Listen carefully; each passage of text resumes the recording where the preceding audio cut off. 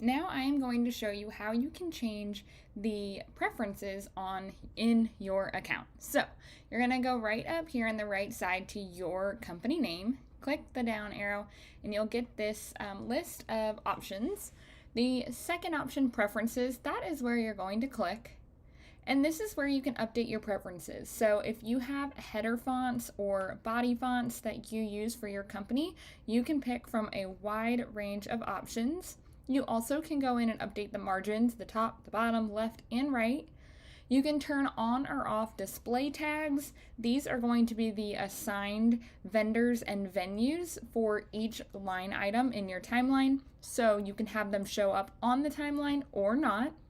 You can turn on or off grid lines, just a preference if you want those grid lines around your timeline or not.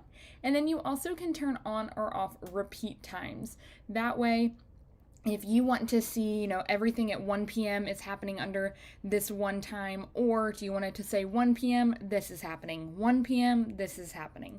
It is completely up to you, but that is why we give you options, just so that you can create the timeline that works best for you and your business.